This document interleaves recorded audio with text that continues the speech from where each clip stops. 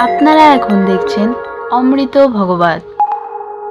আজ সান্ধ্য অধিবেশনে শ্রী গৃহ অঙ্গনে শ্রী ভগবানের অসমধ্য মাধুর্য সৌন্দর্য ঐশ্বর্যময় শ্রী নামরূপ লীলা কথার শুভারম্ভে প্রারম্ভে অস্মরণীয় জীবনধন জীবন সর্বস্ব প্রাতঃস্মরণীয় পরম বন্দনীয় সদ্গুরু শ্রী ভগবান শ্রী শিল গুরু মহারাজের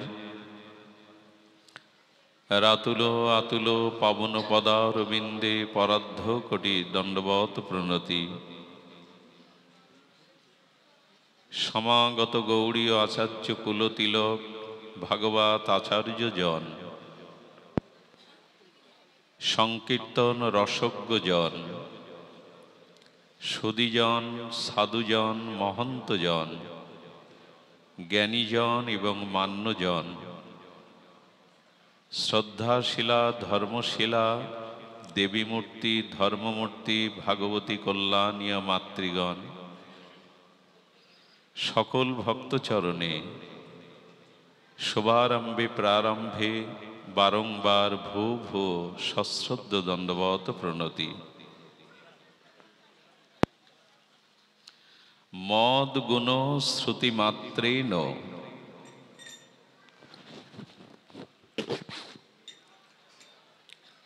মই সর্বগুহাশয়ে।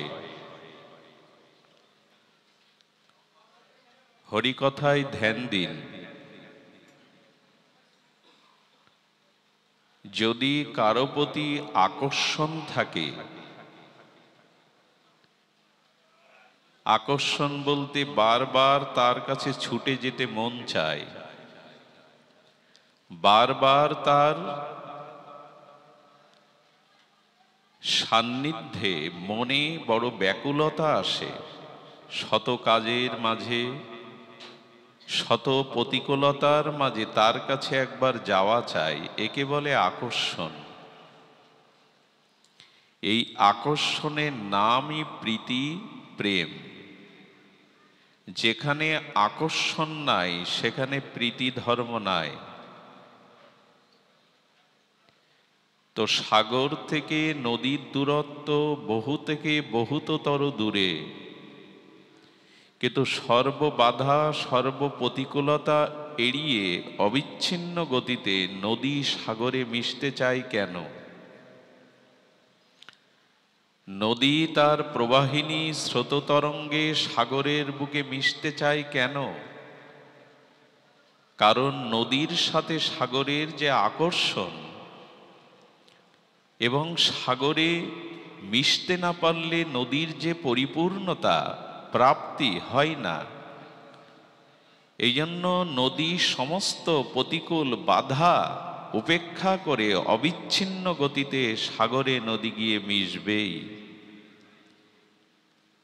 ঠিক তেমনি বিষয় কথার আকর্ষণ যখন আমার কানে প্রবেশ করলে আসবে না, সাংসারিক কথা কামকামিনীর কথা বিষয়ের কথা কানে গেলে যদি তাতে আমার আকর্ষণ না আসে, যদি ভগবত কথায় সাধুমুখে ভগবানের নাম রূপ লীলায় আমার আকর্ষণ আসে, তাহলে বুঝবেন ভগবানের প্রতি আপনার প্রীতি জন্মেছে।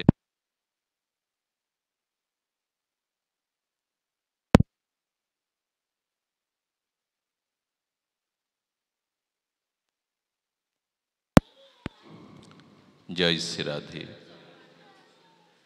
যদি বিষয় কথা সাংসারিক কথা গ্রাম্য বার্তা আপনার কানে আকর্ষণ না করে, কে বলছে কে সমালোচনা করছে কে আলোচনা করছে কান উপেক্ষা করে, আকর্ষণ নাই। কিন্তু শ্রী ভগবানের নামরূপ লীলা কথা অনুভব বেদ্য কোনো সাধুমুখ নির্গলিত যখন হরিকথা হচ্ছে, সেই হরিকথার প্রতি কর্ণের যে ব্যাকুলতা উৎকণ্ঠা পিপাসা আকর্ষণ, একেই বলে ভগবানের প্রতি প্রীতি বা টান। যতদিন কর্ণে বিষয় কথা ভালো লাগবে, গ্রাম্য বার্তা, সাংসারিক আলোচনা, কামনা বাসনার কথা কর্ণে ভালো লাগবে, ততদিন জানতে হবে বিষয়ের প্রতি আমার অনুরাগ আছে। যার যা প্রিয়তার বিষয়, ভালো লাগার বিষয়, সে সম্পর্কে, সে প্রসঙ্গে কিছু হলে তার ভালো লাগে কিনা। আমার সন্তানটি আমার কাছে প্রিয়, এই জন্য আমার সন্তানের কথা কেউ বললে, তার প্রশংসা করলে আমার ভালো লাগবে কিনা। যে আমার শত্রু, চিরশত্রু, তার কথা বললে কি রুচি হবে? হৃদয়ে জ্বালা সৃষ্টি হবে। অর্থাৎ তার কথা প্রাণে মনে আনন্দ সৃষ্টি করে, প্রীতি সৃষ্টি করে, যার প্রতি আমার টান অনুরাগ আছে। তেমন কৃষ্ণ গুণগাথা, ভগবানের অসমধ্য মাধুর্য লীলা কথা যদি আমার কানে প্রীতি ঢালে, অমৃত রস সিঞ্চন করে, হৃদ এবং কর্ণের রসায়মৃত হয়, তবে জানবেন ভগবানের প্রতি আপনার আকর্ষণ, টান বা প্রেম এসে গেছে। এই জন্য সকলে কি চায়? চলো হরি কথাতে চলো। ভগবানের প্রসঙ্গ যেখানে সাধুগণ, সন্তগণ, মহন্তগণ মিলিত হয়ে বলছে, সেখানে চলো। এই যে আকর্ষণ, নদী যেমন সাগরে মিশতে চায়, আমার কথাতে যাদের রুচি এসেছে, আকর্ষণ এসেছে, সমস্ত বাধা পেরিয়ে যারা আমার গুণগাথা শ্রবণে আসে, জানতে হবে আমার প্রতি তাদের অনুরাগ জন্মেছে। আর এটি এক জন্মে নয়, অনেক জন্মের স্বীকৃতির কারণেই এটা হয়। তো কেমন হয় জানেন? কথা হচ্ছে রাধে রাধে,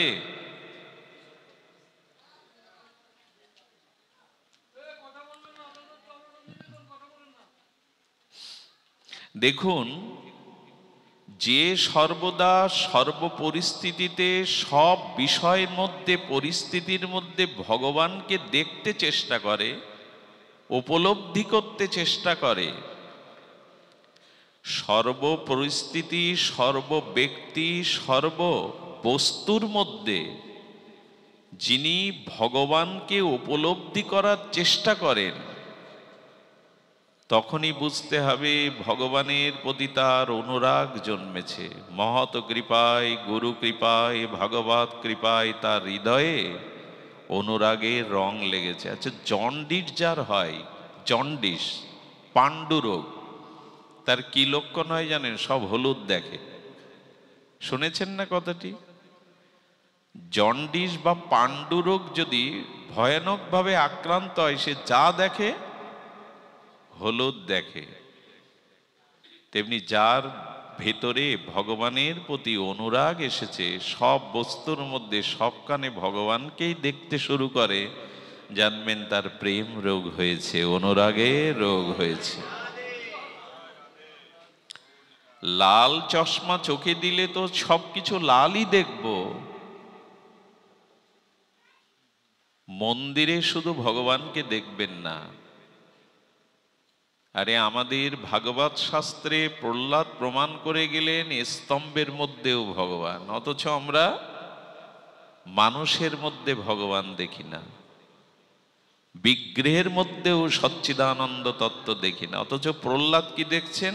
ওই যে পাণ্ডুরোগ হলে হলুদ দেখে, লাল চশমা চোখে দিলে সবকিছু লালিমা।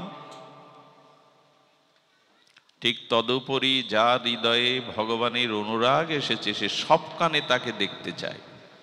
এটা বন্ধ করে দাও, বন্ধ করে দাও। সবখানে তার, একটু গরম লাগুক সহ্য করুন। তো এই জন্য শুদ্ধ ভক্তের কাছে আর এটা যুক্তিতে আছে, এটা আমাদের আচার্যরা, আমাদের ঋষিরা, বৈদিক ঋষিরা আমাদের সনাতন ধর্মের আদর্শ ঋষিকুলরা বলে গেলেন সব কিছুই তো ভগবানময়, তুমি না দেখলেও ভগবানময়, উপলব্ধি না করলেও ভগবানময়। ধ্যান দিন, ঈশ্বরের চিৎকণ সত্তা, পরমাত্মার সত্তা, এই আত্মশক্তি যখন কীট পতঙ্গের মধ্যে যায় তখন সে কীট পতঙ্গ। যখন সেই স্বরূপ চিৎ সত্তা আত্মা এই রক্তমাংসের পিণ্ড প্রপঞ্চময় শরীরে প্রবেশ করে, এই উপাধিতে প্রবেশ করে, তখন সে হয় জীব। যখন ওই পরমাত্মার সত্তা তৈজসময় শরীরে প্রবেশ করে তখন তার উপাধি হয় দেবতা। যখন সেই পরমাত্মা সেই জীবের সর্বকারণের সর্ব অনাদিরাদি ভগবানের সত্তা চিৎসত্তা যখন ব্রহ্মার মধ্যে প্রবেশ করে তখন তিনি ব্রহ্মা হন। তার মানে এক অখণ্ড পরতত্ত্বা, এক অখণ্ড স্বয়ং ভগবান সচ্চিদানন্দ পরম ব্রহ্ম যে আধারে যে পাত্রে প্রবেশ করে, তার প্রবেশের কারণে সেই সেই বস্তুর উপাধি হয়। কেউ জীব, কেউ ব্রহ্মা, কেউ দেবতা, কেউ কীর্মিকীট। কথাটি বৈদিক দর্শনের খুব রহস্যময় কথা। এ কথা আরো একটু সরল করে যদি আমরা বুঝতে চেষ্টা করি, আকাশে একটি সূর্য, আপনি স্বর্ণ থালে, মাটির থালে, অন্যান্য ধাতুর থালে স্বচ্ছ জল রেখে প্রত্যেক পাত্রে সূর্য দেখছেন। সোনার থালা, রূপার থালা, লোহার থালা, মৃত্তিকার থালা, থালা আলাদা, পাত্র আলাদা, ওতে যে সূর্য দেখা যাচ্ছে তা কি আলাদা?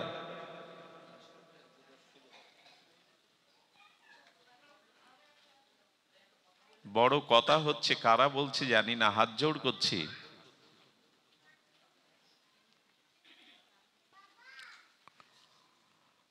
তো স্বর্ণময় পাত্রে, রৌপ্যময় পাত্রে, লোহময় পাত্রে, মৃত্তিময় পাত্রে স্বচ্ছ জলে যে আকাশের সূর্যের প্রতিভাত হচ্ছে, সে পাত্র ভিন্ন হলেও সূর্য কি দুটি?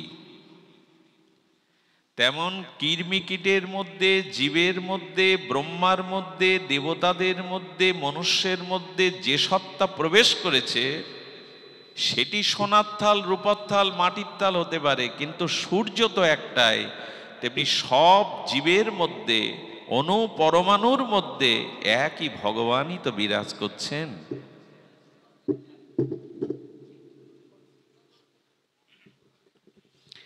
এটি উপলব্ধির বিষয়, এটি বলা কওয়ার বিষয় নয়। আচ্ছা, একই বিদ্যুৎ শক্তি, সেই শক্তিটা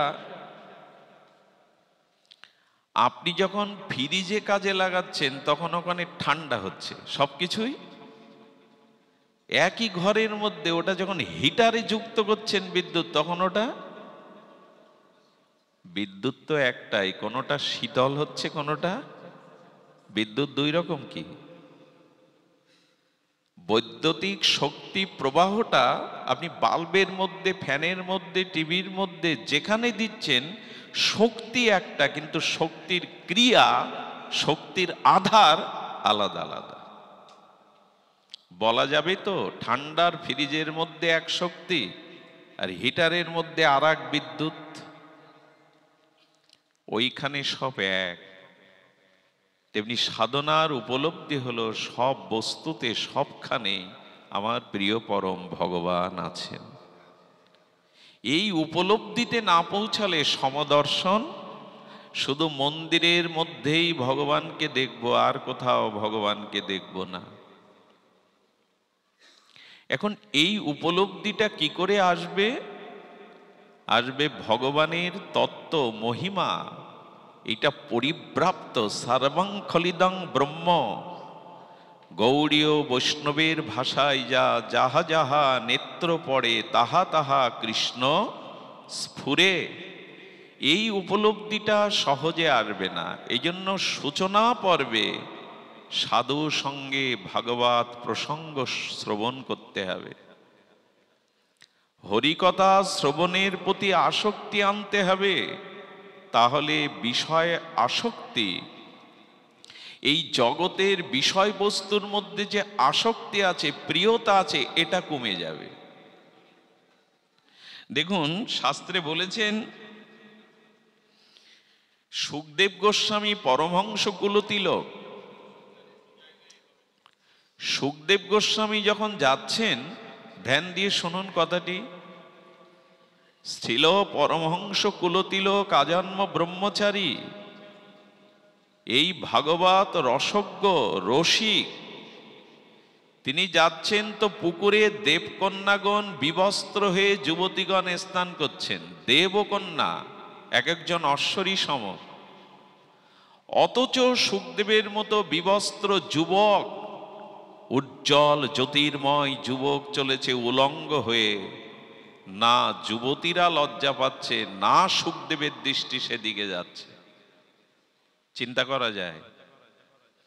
কিন্তু সুখদেবেরই পিতা আর ভগবানের জ্ঞান আবেশ অবতার ব্যাসদেব, তিনি দাড়ি পেকে গেছে, চুল পেকে গেছে, অতি বৃদ্ধ দশায়, তাকে দেখে দেবকন্যাগণ বস্ত্র টেনে নিল। এর কারণ কি?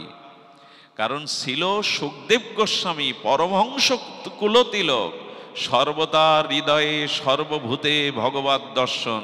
তাই সে নারীও দেখছে না, পুরুষও দেখছে না, যুবতীও দেখছে না, বিবস্ত্র উলঙ্গও দেখছে না, সে দেখছে সর্বভূতে ভগবান। এটি সুখদেবের পক্ষেই সম্ভব, ব্যাসদেবের পক্ষেও আর আমাদের তো চিন্তায় আসবে না। কিন্তু এই স্তরে যেতে গেলে আপনাকে উপলব্ধি করতে হবে, বিষয় রস রস নয়, ভগবত ভজন রসই রস। বিষয় রস রস নয়, সেটি যাতনা, সেটি যন্ত্রণা, সেটি অভিশাপ। এই বুদ্ধি না হলে ভজন জগতে প্রেম রাজ্যে প্রবেশ করা যাবে না। দেখুন, সংসার রসটাকে নিরস বলেছেন আচার্যরা। কি বলেছেন? সংসার রস, বিষয় রস, ভোগের রস নিরস, ভাগবত রসই রস, ভজন রসই রস। নিরস এই জন্য বলছি, দেখুন বিবাহ হলো, নবদম্পতি ঘরে এলো, বাজি বাজনা, আনন্দ, ফুলশয্যা, আত্মীয় স্বজন, আবেগ, অনুভূতি সব মিলিয়ে দেখবেন প্রথম সপ্তাহটা কি আনন্দেই যায়। একেবারে আবেগে উচ্ছ্বাসে তরঙ্গে ভাসতে থাকে। 1-2 বছর পর ওই দম্পতির সামনে যাবেন, সেই প্রথম দিনের নূতন রস আবেগ আজ আর নাই। 1 বছর যেতে না যেতেই ছাড়াছাড়ি, 1 বছর যেতে না যেতেই বিরক্তি। কেন এই রস নিরস হলো কেন? বলে জগতের কামনা বাসনার রস তো নিরাশী। রস আছে গোবিন্দে, রস আছে গৌর গোবিন্দে, রস আছে ভজনে, রস আছে রসিক সেন্দর ভগবানে। এই জন্য রস অনেক প্রকার, হাস্যরস, তাই না? হাসিতেও রস আছে, আছে কি না? প্রিয়জনের কাছে প্রিয়তার রস, সিঙ্গার রস, বীর রস, মধুর রস। কিন্তু এই রসের পরিপূর্ণতা রসিকেন্দ্র মৌলি গোবিন্দে, রসিক শেখরে। জাগতিক রসটা বেশি দিন রস থাকে না, নিরস হয়ে যায়। এই জন্য জাগতিক যে রস, এতে মোহগ্রস্ত হয়ে আছি কেন? কারণ এটি নিরস। এই উপলব্ধি ভাগবত শ্রবণ না করলে, মহৎ কৃপা সঞ্চিত না হলে অনুভব করতে পারবো না। জগতের যে রস, বিষয় যে রস, সেটা বিষের মতো মানুষকে যন্ত্রণা দিচ্ছে। আজ কোনো সম্বন্ধ, কোনো সম্পর্কই আন্তরিক নয়। সবই আমরা কপটতা করে, ছল করে সম্পর্ক টিকিয়ে রাখতে হয়, সমাজের ভয়ে, পরিবারের ভয়ে, মান সম্মানের ভয়ে রেখেছি। কিন্তু সম্বন্ধ, বিশ্বাস, দৃঢ়তা, অনুরাগ আজ নাই বললেই চলে। আজ পৃথিবী এমন রসের নিরস হয়েছে যে গর্ভস্থ জননীয় সন্তান হত্যা করছে। মিথ্যা বলছি কি? এই জন্য জগতের রস রস নয়, নিরস। এই বুদ্ধি কবে হবে? এই বুদ্ধি কবে হবে? এই জন্য দেখবেন ওই যে বিবাহোত্তর কালে সিঙ্গার রস, মিলন রসে মনে হয় স্বর্গ পেয়ে গেছে, একবার স্বর্গের রস ভোগ করছি। এক দুটো সন্তান হলেই আর বিরক্তি, আর যন্ত্রণা। এই জন্য আপনাদের কাছে অনুরোধ করি, গোবিন্দ বিষয় রস সঙ্গ করো তার দাস। রস গোবিন্দ বিষয়ে আছে, ভগবত বিষয়ে আছে, তার লীলাতে আছে, তার ভজনে আছে। এই রসই আস্বাদন করো, আর সব রস নিরস। এই জন্য প্রেমরস, অনুরাগের রস, যুগল ভজনের রস, হরিনাম নামামৃত রস, এই রসটি রস, এটি নিত্য নিরন্তর বিদ্ধিমান। রসের পরিচয় দিয়ে বিল্বমঙ্গল ঠাকুর কবি কর্ণামৃত দিয়েছেন, জয়দেব দিয়েছেন গীত গোবিন্দে। রাধারানী গোবিন্দ অভিন্ন, কিন্তু ব্রজলীলাতে পূর্বরাগে শ্যাম নামটা শুনেই রাধারানীর হৃদয় তোলপাড় হয়ে গেছে। কে আমাকে এই নাম শোনালো? এই নামে এত মধুরতা কোথায়? না জানি নাম যার মধুর, তাকে দেখতে কত মধুর। তোলপাড় শুরু হয়ে গেছে শুধু নাম শুনে। এই দেখুন রস কাকে বলে। রাধারানী যেদিন প্রথম শ্যামসুন্দরকে যমুনা পুলিনে দর্শন করলো, ত্রিভঙ্গ মুরারিকে, অরিন্দম মনোহর সুন্দরকে, সেদিন দেখে বলছেন ইনি কি রস, ইনি কি রস, সেই প্রেমানন্দময় রস। আচ্ছা, রস হলে তো, রস তো তরল হয়, রস কখনো মূর্তি হয় কি? রস তো তরল হয়, অমৃত রস, দুগ্ধ রস। কিন্তু ইনি যে মূর্তি, ও ইনি তাহলে রস নন?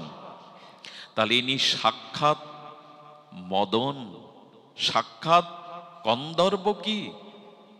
আচ্ছা, মদন তো অতনু, মানে কাম দেবতা, যাকে দেখে সবাই আকর্ষিত হয়, উনি যদি তাই হবেন, কামের তো দেহ নাই, অতনু, কাম তো দেখা যায় না, তাহলে উনি কি? বিচার করছেন, পূর্বরাগের ঝড় উঠছে, রসের তরঙ্গ উঠছে, টকবক করে যেন রসের উচ্ছ্বাস তরঙ্গ। যেমন সমুদ্র শান্ত, কিন্তু হঠাৎ করে সাইক্লোন এলে সমুদ্র উত্তাল তরঙ্গায় হেজে যায়। রাধারানী গোবিন্দকে যমুনা পুলিনে একবার নয়নে দর্শন করে কখনো রস ভাবছেন, কখনো ভাবছেন সাক্ষাৎ কদ্দম, সাক্ষাৎ মদন, আবার ভাবছেন মদন তো অতনু, তাকে দেখা যায় না, তবে ইনি কি প্রেম, ইনি কি আনন্দ? এভাবে একবার দর্শনে রাধারানী তোলপাড় উঠেছে। একে বলে রসময়, আনন্দময় অনুরাগ তরঙ্গ। আমরা প্রতিদিন গোবিন্দকে দেখি, কিন্তু পুরাতন মনে হয়। দেখুন, যেখানে রস আছে, যেখানে অনুরাগ আছে, রসসিক্ততা আছে, সেখানে সেই বস্তু প্রতি মুহূর্তে নব নূতন নবায়ন মনে হবে। আগে যেন দেখিনি, প্রথম দেখছি। বিগ্রহ দর্শনে আমাদের এমন হয় তো, ভগবত দর্শনে, রাধারানীর দর্শনে আমাদের এমন হয়, তা প্রথম দেখছি, প্রথম দৃষ্টি তার দিকে গেছে। প্রেমের বস্তু, রসের বস্তু, অনুরাগের বস্তু প্রতি মুহূর্তে নব নবায়ন মান, নব অনুরাগময়। এই জন্য নব অনুরাগিনী বলা হয় রাধারানীকে। যখনই শ্যামসুন্দরকে দেখেন, তখনই মনে হয় যেন নূতন, প্রথম দেখছি, অথচ দুজন অভিন্ন। এই প্রীতি না থাকলে না, এই অনুরাগ না থাকলে না, রস আস্বাদন হবে না। ঘরের বিগ্রহ 20 বছর সেবা দিয়ে যদি মনে হয় মুখটা কালো হয়ে গেছে, আগের মতো প্রথম দিনের মতো আর অনুরাগ না থাকে, জানবেন অনুরাগ কমেছে, দিন দিন বাড়েনি। আচ্ছা, মহাপ্রভু পুরী ধামে জগন্নাথ দেখতেন। সেই জগন্নাথ দর্শন করতে করতে কত বেলা চলে গেল, কত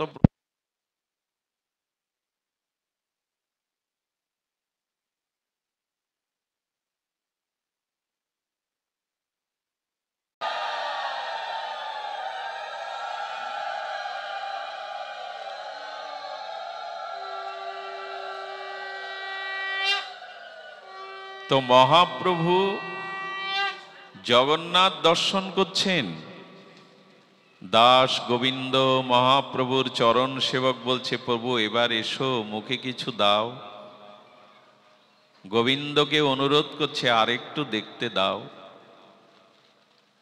আসলে মহাপ্রভুর অনুরাগের চোখে তিনি জগন্নাথ দেখছেন না, মহাপ্রভু রাধা ভাবে ভাবিত হয়ে তার বিরহ কাতর হৃদয়ে শ্যামসুন্দরকেই দেখছে। আর বলছে, গোবিন্দ ডেকো না, আর একটু দেখতে দাও। আর একবার জগন্নাথকে দেখলে হাত নেই, বড় বড় চোখ, কিন্তু উনি কি খুঁজছেন? প্রতিদিন তো জগন্নাথ দর্শন করেন, বলে আর একটু দেখতে দাও, আর একবার দেখতে দাও, নয়ন সার্থক করতে দাও। প্রভু কোন দৃষ্টিতে দেখছেন? এই জন্য যেখানে দেখবেন অনুরাগের অভাব, প্রীতির অভাব, রসের অভাব, সেখানে জানবেন ভজন নাই, ভালোবাসা নাই। ছোট্ট একটা কথা বলে মূল আমরা ভগবদ লীলাতে প্রবেশ করি। ছোট্ট কথাটি হলো এই, জগতের রস, জগতের যে ভালোবাসা, সেটা আমরা কদর্য করে ফেলেছি।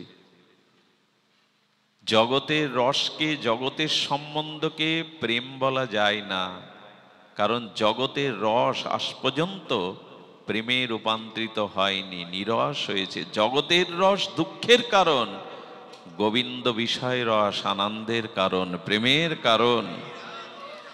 যতদিন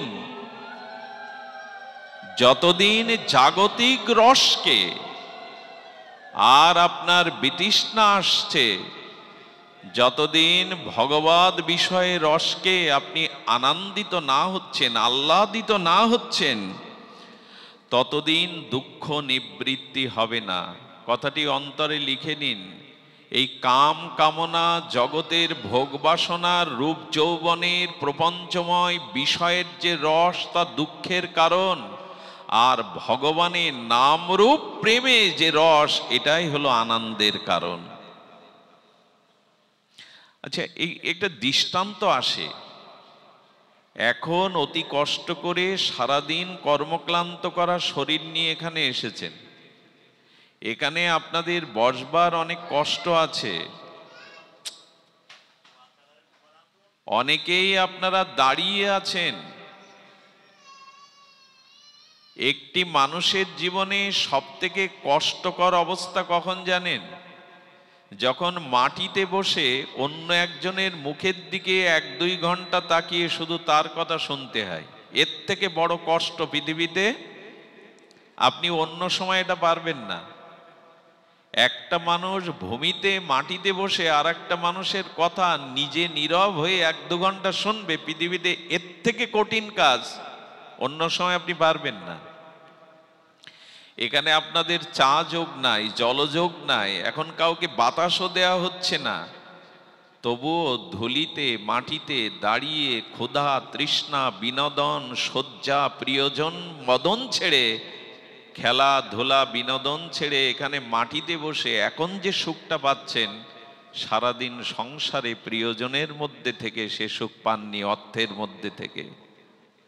কেন জানেন? এখন জাগতিক রস আপনারা পান করছেন না, এখন ভগবদ বিষয়ক রস পান করছেন। এই জন্য এখানে আনন্দের কোনো ঘাটতি নাই। এখানে অতি কষ্টকেও আনন্দ মনে হচ্ছে কি না আপনাদের? এক লাইনে দাঁড়াতে গিয়ে যদি কেউ হোমরা চমরা যায়, আমি অমুক তমুক, তাকে লাইন ছেড়ে দিয়ে সামনে দাঁড় করাতে হয়। আর এখন কত জ্ঞানীজন, সুধীজন, বয়োজ্যেষ্ঠজন সবার পিছনে দাঁড়িয়ে বসে আছেন। কই, এখানে তো প্রতিযোগিতা নাই। এখানে এই ত্যাগ কেন? এই বসো, এই বসো। এখানে এই ত্যাগ কেন, আনন্দ কেন? কারণ এখানে বিষয় রস দুঃখের রস নয়, এখানে গোবিন্দ লীলামৃত সঙ্গামৃত আনন্দমৃত রস আমরা পান করছি। তাই এখানে আমাদের হৃদয়ে এখন আনন্দ আছে, অনাবিল প্রশস্তি, শান্তি আছে। এই জন্য আপনাদের অনুরোধ করব, ভগবত বিষয়ক রস যত সিক্ত হতে পারেন তত জীবনকে ধন্য করতে পারবেন। এই জগতের কাম কামনা বিষয় রস শুরুতে আনন্দময় মনে হলেও পরে ওটা বিষময় হয়ে যায়। ঠাকুর রামকৃষ্ণ পরমহংসদেব বললেন বিষয় বিষয় বিষয়।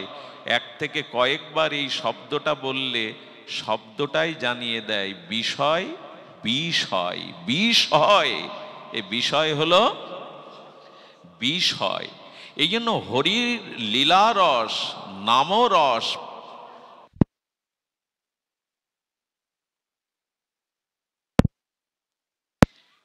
একটা দিয়ে রাখো, এভাবে হয় না তো। জয় শ্রী রাধে। আসলে আজকে আকাশের কিছুটা দুর্যোগের কারণে এটা হতে পারে, কিন্তু কারণটা আকাশ না, কারণটা আমি। কারণটা আমি এই কারণে বলছি, আমাকে একজন মহাৎ বলেছিলেন, ভাগবতে যখন দেখবে তোমার রসভঙ্গ হচ্ছে, জানবে না আজ তোমার ভজনে কোনো অপরাধ হয়েছে, কোনো একটা অপরাধ তোমার হয়েছে। এই জন্য অন্য কেউ দায়ী না, আমার ভজনই দায়ী, আমার কোনো অপরাধী দায়ী, একটু মেনে নিন। আচ্ছা, গীতায় বলেছে দুঃখের মধ্যেও, কষ্টের মধ্যেও আনন্দ খুঁজে নিতে।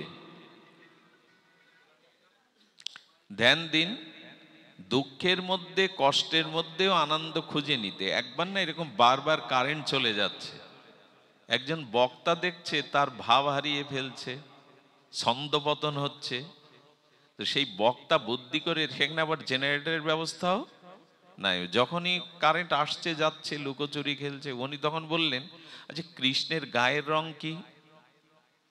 বলে কালো, তমাল রং, কৃষ্ণ কালো। তো যখন কারেন্ট চলে যাচ্ছে তখন ধ্যান করে মনে করুন কৃষ্ণই চলে এসেছে কালো রূপে। তো উনি ওই পরিস্থিতি, ঘোলাটে পরিস্থিতিটাকে রূপ দিয়ে দিলেন। আর এক বক্তাকে দেখেছি যখন কারেন্ট চলে যায় তখন হাততালি দিয়ে হরিনাম করতে বলে, বলে ওই সময়টা কাজে লাগাও, একে তো কালো কৃষ্ণকে দেখো মনে মনে আর তার নাম করতে থাকো। পরিস্থিতি যাই আসুক, আনন্দে যেন ঘাটতি না হয়। সবকিছু মেনে নিয়ে হয় এই জগৎ, সুখ দুঃখ, হাসি কান্না, আলো আধার।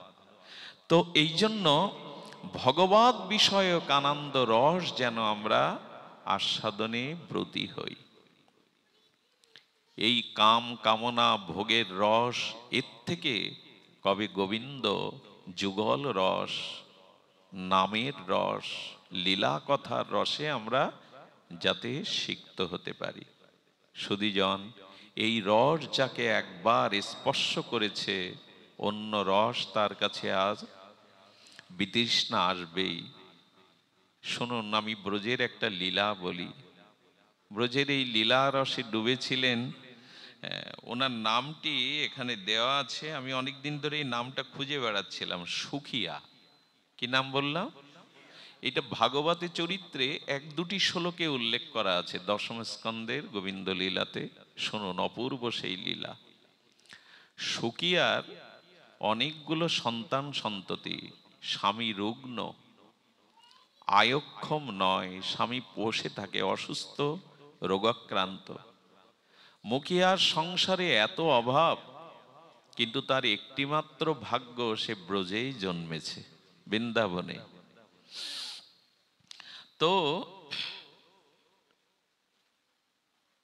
সুকিয়া ব্রজে যখন ফল বিক্রি করতে যায়, তুলসী ফুল বিক্রি করতে যায়, ব্রজবাসীরা যখন তার কাছে তুলসী ফুল আর ফলাদি কেনে না, তখন কোন কোন ব্রজগোপিকাদের মুখে, কোন কোন ব্রজবাসীদের মুখে কানাইয়ের কথা শোনে। তারা কৃষ্ণের বাল ও কৃষ্ণের কথা শোনে, গোপালের কথা শোনে। আমার মতে কারো রূপ গুণ মহিমা না শুনলে তার প্রতি টান ভালোবাসা আসবে না। তো ব্রজের দুয়ারে দুয়ারে সবখানি ফল বিক্রিনী শুকিয়া সে কি করে, গিয়ে গোপালের কথাই শোনে। কারণ ব্রজবাসীদের তো অন্য কথা নাই, অন্য আলাপন নাই, অন্য বিষয়ে চর্চা নাই, তারা যে কোনো বিষয়ে গোবিন্দ কথা বলবে। কেমন জানেন ব্রজগোপিকাদের ভাব? তারা কুয়ো থেকে জল তুলছে, পাশে দাঁড়িয়ে কে ব্রহ্মার কথা বলছে, কানাই কানাই ব্রহ্মা, এরকম দুটো শব্দ এসছে। অন্য গোপী বলছেন এই ব্রহ্মাটাকে বলে হবে আমাদের গোবিন্দের কোনো সেবক আর কি। এই দেখুন, ব্রহ্মাকে তারা চিনছে না, কারণ গোবিন্দ বিষয় ছাড়া তারা অন্য বিষয় জানে না, জানতেও চায় না, তাদের অন্য বিষয়ে অনুরাগ নেই। তো উনি কি করেছেন, এই শুকিয়া প্রায় গোবিন্দের কথা শুনতে শুনতে তার মনে ইচ্ছা হলো একবার গোপালের বদনটা কবে দেখব। কিন্তু আমি তো ভিখারিনী, ফল বিক্রিনী, আমি তো কাঙালিনী, ছেঁড়া কাপড় পরা, নন্দ মহারাজের ওখানে কি করে, কোন মুখ দিয়ে যাব, কোন দাবি নিয়ে যাব, কোন স্বীকৃতি নিয়ে যাব। তিনি ব্রজের এক প্রাচীন মহাত্মাকে গিয়ে বললেন, গোপাল দর্শনের উপায় কি? তখন বললেন, উপায় আছে। উপায়টা হলো প্রতিদিন ফল বিক্রি করবে আর কৃষ্ণ গোপাল এই নামটা মুখে মুখে মনে মনে জপ করবে। এই দেখুন ভগবান পাওয়ার উপায়। আহা, আর কি করবে জানো, নন্দ মহারাজের বাড়িটা প্রতিদিন একবার করে তুমি প্রদক্ষিণ করবে। এইভাবে করতে থাকো, এইভাবে করতে করতে একদিন গোবিন্দ তোমার সামনে এসে দর্শন দিবেন, আমি তোমাকে আশীর্বাদ করছি। আচ্ছা, ওই দিন কি বলা উচিত ছিল না, নন্দ মহারাজের দুয়ার সবার জন্য উন্মুক্ত, যাও গিয়ে দেখে এসো? কি মনে হয় আপনাদের? এভাবে অপেক্ষা করালো কেন? নাম নাম নিতে বলল কেন? নন্দ মহারাজের গৃহখানা প্রদক্ষিণ করতে বলল কেন? বলল কেন জানেন? ওই নাম নিতে নিতে, ওই পরিক্রমা করতে করতে, তার কথা ভাবতে ভাবতে হৃদয়ে প্রেম আসবে, ব্যাকুলতা আসবে। তখনই তো দর্শনটা সার্থক হবে, তখনই তো প্রেমের দৃষ্টিতে দেখা হবে। শুধু গিয়ে দেখলেই কি দেখা হয়? ওই যে আমরাও জগন্নাথ দেখি আর মহাপ্রভু জগন্নাথ দেখছেন। মহাপ্রভু জগন্নাথ দেখতে দেখতে কণ্ঠ রুদ্ধ হয়ে যেত, জগন্নাথ বলতে পারত না ভাবের আবেশে, যজ যজ গগ গগ এরকম হয়ে যেত।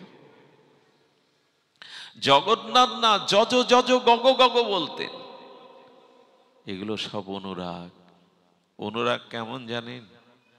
আমাদের লীলাচলে পুরীধামে একটা মালিকা, মানে বাগানের মালির কন্যাটা গীত গোবিন্দ গাইতো। ওই চর্চা করতে করতে ফুলের গাছে জল দিত, ফুলের শাখাগুলো ছেটে দিত, আর গীত গোবিন্দ গাইতো।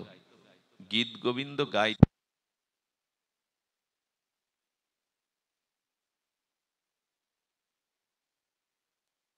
গীত গোবিন্দ গাইতে গাইতে কি হলো জানেন? গত 2 দিন ধরে দেখছেন, যিনি জগন্নাথের সেবক তিনি দেখছেন জগন্নাথের কাপড় ফাটা। আহা, জগন্নাথের অঙ্গের বসনটা প্রতিদিন ফেটে যাচ্ছে, ছিঁড়ে কাটাই বাঁধলে যেমন ছিঁড়ে যায়। পূজারী রাজাকে ডাকলেন, কোনো অপরাধ হচ্ছে কি সেবায় যে জগন্নাথের বসন ফেটে যাচ্ছে প্রতিদিন? রাজা বিচার করে বলছেন মহাত্মাদের ডেকে, জগন্নাথ নিশ্চয়ই কোনো কাটা বাগানে যায়, এটা কাটাই বাঁধা, কাটাই বিঁধলে যেমন ছিঁড়ে যায়, ছেঁড়া খোঁজ করো তো ফুল বাগানে। যে জায়গাটা কাপড়টা ছেঁড়া ছিল, সেই কাপড়ের অংশটা এক ফুল বাগানে কাটাই ছিঁড়ে বিঁধে আছে। রাজা মহাত্মারা এসে বলছেন, এই বাগানের মালিকে? মালি বলছেন, আমার এই কিশোরী কন্যাটা এই বাগানের পরিচর্যা করে। মেয়েটাকে ডেকে বলছে, মা কি করিস বাগানে? বলে, আমি গীত গোবিন্দ কীর্তন করি, গীত গোবিন্দ গায়। গীত গোবিন্দ গেতে গেতে মাঝে মাঝে মনে হয় কি জানেন, কি যেন একটা অপার্থিব দিব্য গন্ধ আসে। কে যেন আমার পেছনে একটা নূপুরের ধ্বনি তোলে।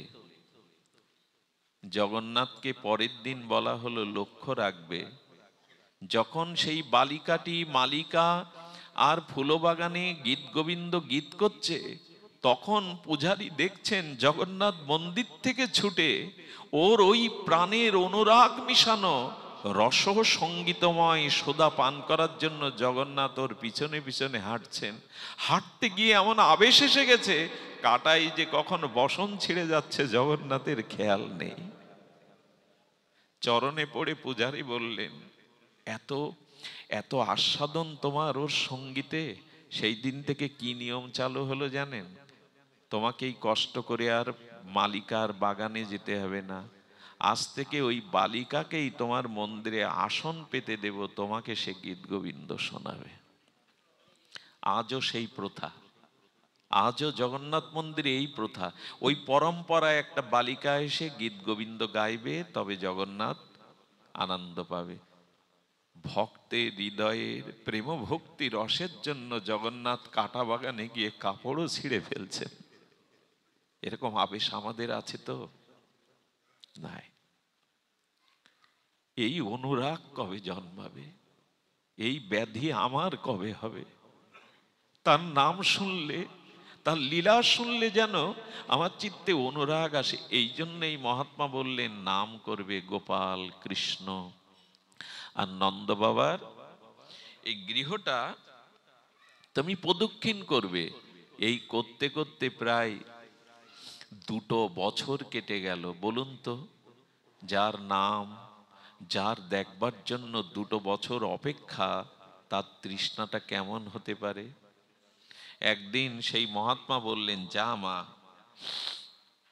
ব্রজগোপিকাদের সঙ্গে তার নাম লীলা শুনেছিস, 2 বছর ধরে প্রতীক্ষা করেছিস, একদিন ফুলের ঝুড়ি নিয়ে ফেরি করতে করতে যা। চলে যান বৃন্দাবনে, নয়ন ও মানসে ওই দৃশ্য দেখুন।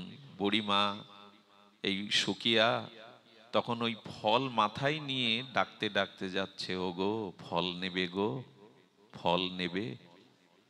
সেদিন খেলার সাথীদের গোপাল সরিয়ে দিয়েছে, দিয়ে গোপাল কি করেছে, যেই ফল নেবে গো ফল নেবে গো বলছে না, গোবিন্দ বলছে না, 2 বছর তুমি প্রতীক্ষা করছো আমার দেখার জন্য, আমিও বড় ব্যাকুল হয়ে আছি কবে তোমায় দেখা দিয়ে তোমাকে ধন্য করব।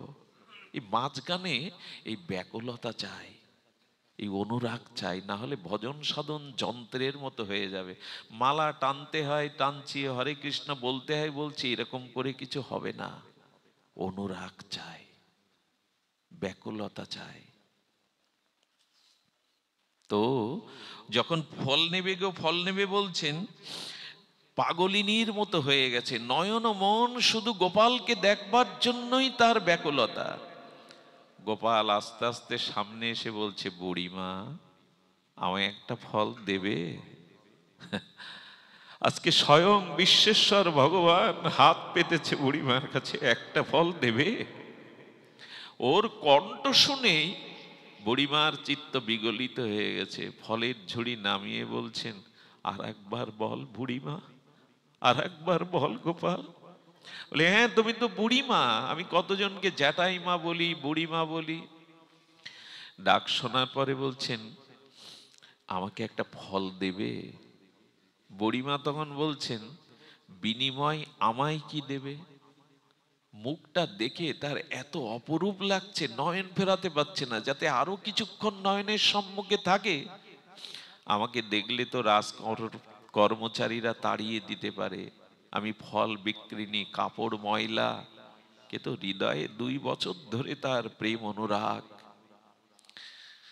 ধোঁয়াটা হচ্ছিল এখন আগুন জ্বলার অপেক্ষা। ধোঁয়া থেকে যেমন ধপ করে আগুন জ্বলে, ওই নাম প্রেম অনুরাগ ধোঁয়া হয়েছিল, আজ যেন প্রজ্বলিত শিখায় জ্বলে উঠছে। গোবিন্দ তখন বলছেন, আমাকে কেউ কিছু দিয়ে তো কিছু চাই না, মা দেয়, যশোদা দেয়, গোপীরা দেয়, তুমি চাইছো কেন? বুড়িমা তখন বললেন, বড় ভুল হয়ে গেছে, তোমাকে দিতে হয়, তোমার কাছে কিছু চাইতে নাই, আমি বড় ভুল করে চেয়ে বসেছি। তোমাকে দিতে হয়, চাইতে নাই। আমার চাওয়াটা ভুল হয়ে গেছে। গোবিন্দ তখন বলছেন, আচ্ছা ফল যদি দিতে হয়, তুমি চাউল চাইছো না, দাঁড়াও। শিশু গোপাল মৃদু মন্দ হাঁটতে হাঁটতে, নয়ন ফেরানো যায় না, তার ছন্দ, তার চলা, তার রূপের ছটা, তার জ্যোতির্ময় এই রসময় আনন্দময় বিগ্রহ এক মুষ্টি চাউল নিয়েছে যশোদার ভান্ডার থেকে। চাউলটা নিতে গিয়ে আবার ছোট্ট করপল্লবের হাতের পাশ দিয়ে ঝরে অনেকগুলো পড়ে গেছে। নাও বুড়িমা, এই চাউল এনেছি, নাও। চাউলটা বুড়ির ঝুড়ির মধ্যে দিয়েছে। ঝুড়ির মধ্যে যখন দিয়েছে, তখন বুড়িমা একটা ফল গোপালের হাতে দিতে গিয়ে গোপাল বলছে, দেখো এভাবে তো দেয় না কেউ, এভাবে তো আমাকে কেউ দেয় না। দেখুন ওই যে অনুরাগ ভালোবাসার প্রাপ্তি দেখুন। গোবিন্দ তখন বলছে, নিয়ম হলো কাউকে কিছু দিতে গেলে, দেখো আমার সবাই মুখে তুলে দেয়, তুমি হাতে দিচ্ছ কেন? যার হৃদয়ে অনুরাগ আছে না, প্রেম আছে না, ভগবান তার কাছে কাঙাল হয়ে যান। একটু আগে বলছিলাম, দুর্যোধনের রাজভোগে গোবিন্দের রুচি হয়নি, 56 ভোগে রুচি হয়নি, অথচ ভিখারি কাঙালিনী বিদুরানীর বাড়ি গিয়ে 20 বার গোবিন্দ বলেছে, বিদুরানী বড় ক্ষুধা লেগেছে, কিছু দাও। এটা প্রেমের ক্ষুধা, অনুরাগের ক্ষুধা। বিদুরানী চারিদিকে দেখছে যে ঘরে কিছুই নেই গোবিন্দকে দেওয়ার জন্য, বারবার কাঁদছে আর বলছেন, তুমি আমার গৃহে এসছো রাজপ্রাসাদ ছেড়ে, রাজভোগ ছেড়ে, কিন্তু ঘরে যে আমার কিছুই নেই। গোবিন্দ বারবার বলছে, বিদুরানী কিছু পেলে না, ক্ষুধাই তো জঠর চলছে আমার। বিদুরানী বাগানে চলে গিয়ে দেখে এক কাঁদিতে কলা পেকেছে। গোবিন্দ যদি কারো কাছে কিছু চায়, ওই চাওয়ার বস্তু তাকে দিয়েও দেয়, কলাটা কেন পাকবে? ভগবান চেয়েছে তো কদলীর বৃক্ষ থেকে কদলীটা এনে ওই কলার খোসাটাই খেয়েছিলেন, এটা আপনাদের জানা। কিন্তু পরেক্ষণে বিদুরজি কি করেছিলেন জানেন? বিদুরজি দোকান থেকে, বাজার থেকে নবনীত ক্ষীর এগুলো এনেছে, এসে দেখছে খোসা খাচ্ছে। আরে করছোটা কি? গোবিন্দকে পেয়ে আবেশে খোসা খাওয়াচ্ছ, এগুলি দাও। ওইগুলো বিদুর কেড়ে নিয়ে যখন ননি দিয়েছেন, মাখন দিয়েছেন, বড় ভালোবাসে গোপাল।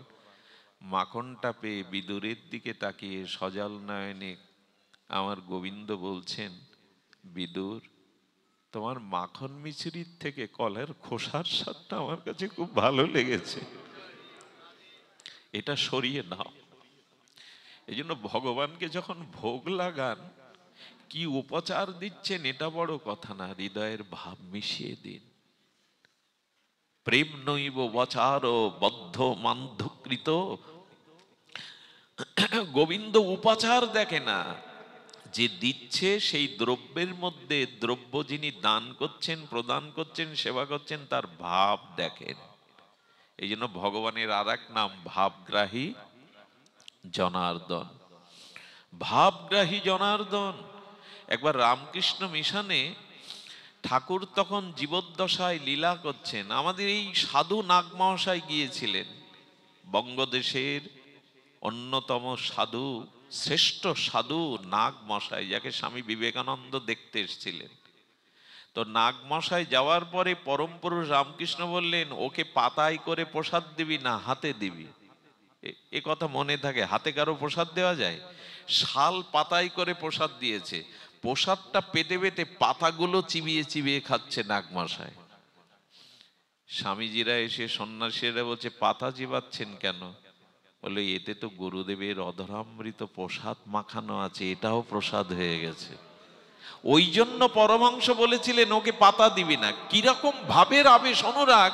পাতাটাই তো মিশে আছে প্রসাদ, এটাও তো পাতা হয়ে, পাতাটাই প্রসাদ হয়ে গেছে, অনুরাগে চিবিয়ে খাচ্ছে। এটা ভাবের রাজ্য, যুক্তি তর্কের রাজ্য নয়। অনেকেই বলে, মঙ্গলজি, দর্শক মাতানোর জন্য চোখে জল ফেলছো, তো যাত্রা মঞ্চে অভিনেতারাও ফেলে সিনেমায়। আবেগ ধরে রাখতে পারি না, এটা আমার দুর্বলতা, কিন্তু আবেগ চাই। অনুরাগ চাই। এই অনুরাগ প্রীতি এগুলি না হলে ভগবানের কোনো কিছু মধুর লাগে না। আর বিদুরানীর সেই কলার খোসাটাই প্রমাণ করে দিল, ভাব চাই, অনুরাগ চাই। দ্রব্যের কাঙাল ভাবগ্রাহী ভগবান নন, তিনি ভামের কাঙাল, প্রেমের কাঙাল। এজন্য আজ বুড়িমাকে বলছে, বুড়িমা এভাবে কেউ তো দেয় না, তুমি আমায় হাতে করে খাওয়াও। সবাই আমাকে হাতে করে দেয়, হাত কাঁপছে, এই হাত তোমার বদনে তোলার ভাগ্য আমার নাই। হাতটা কাঁপছে, এই হাত সংসার কাজে ব্যস্ত, কত মলিনতা লেগে আছে। যখন হাতে করে সৌভাগ্য মনে করে, সৌভাগ্যশালিনী মনে করে দিতে যাবে, বলেন এভাবে কি পাওয়া যায়? তুমি এক কাজ করো না, আমাকে কোলে বসিয়ে পাওয়াও। যার হৃদয়ে প্রেম আছে না, তাকে ভগবানের কাছে ছুটতে হবে না, ভগবানই তার কাছে ছুটবে আসার জন্য। উনি ভালোবাসার খুব কাঙাল। যেখানে বিন্দুমাত্র প্রীতি আছে, ভালোবাসা আছে, কাঙালের মতো ছুটে বেড়ায়। এজন্য আমাদের এই বিন্দুমাত্র অনুরাগ, প্রেম, এগুলিই তার চাওয়া, এগুলিই তার আস্বাদন।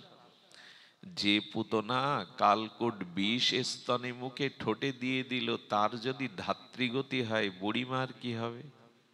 বুড়িমা তখন কাঁদছেন আর বলছেন, গোপাল কোলে বসাবার ভাগ্যমান নেই। নন্দরানী দেখলে এটা মেনে নেবে না। ছেঁড়া কাপড়, ধোলামলিন কাপড়। বললেন দেখো, আমাকে দিতে গেলে, খাওয়াতে গেলে এভাবেই খাওয়াতে হয়।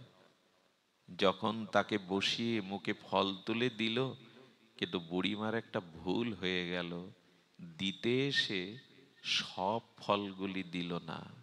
এইখানেই আমাদের ভুল। ভালোবাসা যদি দিতে হয় 16 আনায় দাও। আমাদের গোবিন্দ জ্যামিতিতে, অঙ্কতে খুব কাঁচা।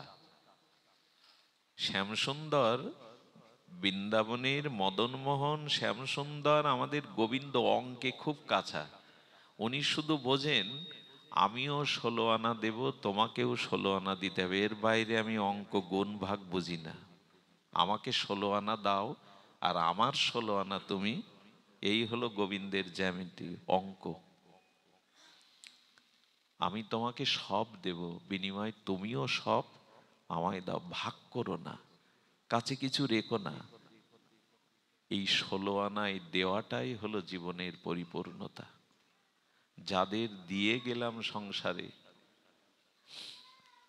সে দেওয়াটা ঠিক পাত্রে দেওয়া হয়নি। তো গোবিন্দকে এই প্রেমানন্দে ভাসতে ভাসতে, পরম আনন্দ রসে সিক্ত হয়ে বুড়িমার জীবন ধন্য করে, বুড়িমা যখন ঝুড়ি নিয়ে বাড়ি এসেছেন, বাড়ি যখন এসেছেন, তখন বুড়িমার ঝুড়িটা ভারী হয়ে গেছে। কি হয়ে গেছে? ঝুড়িটা ভারী হয়ে গেছে। যে যখন ভারী হয়ে গেছে, তখন কি হয়েছে, বুড়িমা ঝুড়িটা যেই লাবালেন, সেই গোপালের হাতে দেওয়া যে চাউলগুলো পড়েছিল না, সেই চাউলগুলো সোনার মোহর হয়ে ঝুড়িটা ভরে গেছে।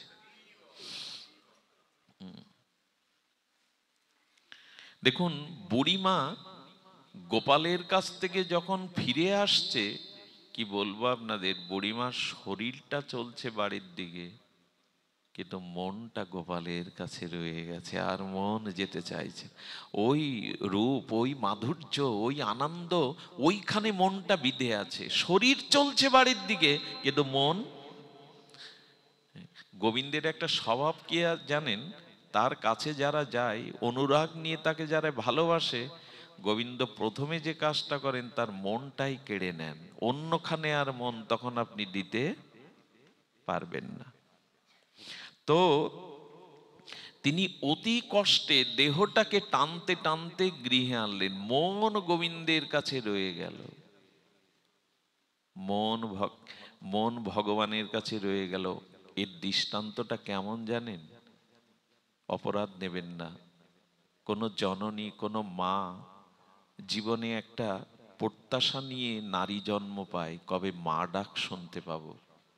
কিন্তু যে রমণী মা হতে পারে না, ভাগ্যে নাই, প্রারব্ধে নাই, যদি দেবতার মন্দিরে সাধুগুরুর আশীর্বাদে অনেক বছর পর একটা গোপাল পায়, সন্তান পায়, তখন তার প্রতি তার মমতা খুব গাঢ় হয়।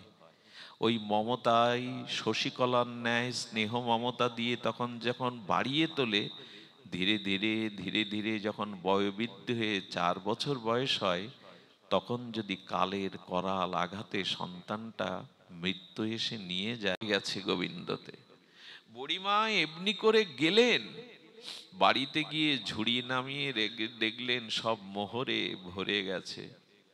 বুড়িমা তখন আবার ছুটে এসে গোপালের কাছে কি বলেছিল জানেন? গোপাল, তোকে কেন সবটুকু দেইনি আমি? আমার মনে হয় রবীন্দ্রনাথ এইখানে একটু অনুভব করে লিখেছিলেন, দিলেম যারা আজ ভিখারি রে, স্বর্ণ হয়ে এলো ফিরে। গোপাল, সামান্য বনের ফল তোমাকে দিয়েছি, বিনিময় মোহরে ভরে গেল আমার এই ঝুড়ি।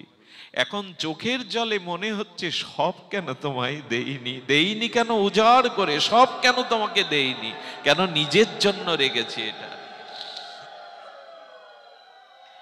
এই জন্য যদি দিতে হয় সবটুকু দিতে হয়। কথা বিশ্রাম রাখছে এই বলে এখানে পদকর্তা বলেছেন, আমাদের এই যে বুড়িমার যে ঝাড়িটা, সাজিটা, এটা হলো আমাদের দেহ। আর এই দেহে যা কিছু অনুরাগ, প্রীতি, ভালোবাসারও ফল আছে, ওটা ভগবানকেই দিয়ে দাও। যদি কিছুটাও দিতে পারো, তখন ভগবানের প্রেম ভক্তিরূপ মণিরত্নে তোমার হৃদয় ভরে যাবে। যার প্রেম হৃদয় এসছে, প্রেমই তো সম্পদ, প্রেমই তো সকল কিছুর মূল সম্পদ। প্রেম মহাধন, ধন না মহাধন। তাহলে এই মালি আমরা, সুখিয়া আমরা। আর গুরুদেব হলেন ওই ঋষি যিনি বলে দিলেন নাম নিতে, পরিক্রমা করতে। এই সাধন ভক্তি ভজন করতে করতে, গুরু আনুগত্য নিয়ে ভজন করতে করতে গোবিন্দ দর্শনের, গোবিন্দ সেবার ভাবনা জাগবে। আর যেদিন সাক্ষাৎ প্রীতি অনুরাগে গোবিন্দকে সেবা দিতে পারবো, সেদিন অল্প প্রেম ভক্তি অনুরাগ ভগবানকে দিলে আমার এই ঝুড়িটা, পাত্রটা গোবিন্দ প্রেমে ভরিয়ে দেবেন, মুক্তায় ভরিয়ে দিবেন। হ্যাঁ, তো তখনই আমাদের এই মনুষ্য জীবন ধন্য হবে। আমাদের অমূল্য কুণ্ড প্রয়াত, তার আত্মার কল্যাণে তারই সুযোগ্য পুত্র অসীম কুণ্ড সহ পরিবার পরিজনগণ আজকের এই অনুষ্ঠানের আয়োজন করেছেন। আমাকে অনেকেই জিজ্ঞাসা করেন, কোনো আত্মার উদ্দেশ্যে ভাগবত দিলে, হরিনাম দিলে এটা তার কাছে যায় তো? এতে তার কি কল্যাণ হয়? তিনি যদি অন্য জায়গায় জন্মগ্রহণ করেন, অন্য শরীর নিয়ে থাকেন, তাহলে এই কর্ম তার উদ্দেশ্যে করে কি ফল হবে? ফল হবে, ফল হবে হলো এই, আত্মা যেখানেই অবস্থান করুক, যে লোকেই অবস্থান করুক, নূতন শরীর, নূতন সংসারও যদি সে করে থাকে, আজকের এই হরি কথা, আজকের এই ভক্তের প্রার্থনা, আজকের এই হরিনাম তার কাছে পৌঁছে যাবে কি করে জানেন? আজ হঠাৎ করেই কোনো কারণ ছাড়া তার হৃদয়ে আনন্দে ভেসে পড়বে। মাঝে মাঝে দেখবেন মনটা আনন্দে হঠাৎ করেই ভরে যায়, কোনো কারণ বোঝা যায় না। আজকে সে কোথাও না কোথাও সাধু সঙ্গ পাবে, হরি কথা পাবে, ভগবানের প্রসাদ পাবে, কোথাও না কোথাও আকস্মিক পেয়ে যাবে। এটা এরই ফল। সে যেখানেই জন্মাক, যেখানেই সে থাক, সেখান থেকে আজ গুরু প্রসাদ, হরি কথা, নামামৃত, ভগবত দর্শনের এই সুখগুলো ভেতরে পাবে। আরে কয়েকটা নাম্বার টিপলে যদি একজন থেকে আরেকজনের কাছে বিকাশে টাকা পাঠানো যায়, তো ভগবানের নাম, হরি কথা তার কাছে আনন্দ হয়ে যাবে না? অবশ্যই যাবে। নাম্বার টিপলে আপনার টাকা অন্যের কাছে চলে যায়, বিকাশে রকেট গতিতে চলে যায়। ভগবানের নাম কারো আত্মার উদ্দেশ্যে হরি কথা দিলে, সেই আত্মা যে লোকেই যেখানেই থাকুক, ওখানেই হরি কথার প্রসন্নতা চলে গিয়ে তিনি আজ হৃদয়ে পরম আনন্দ পান। অনেকেই বলেন তিনি যদি জন্মগ্রহণ করে থাকেন তার মৃত্যুবার্ষিকী করে লাভ কি?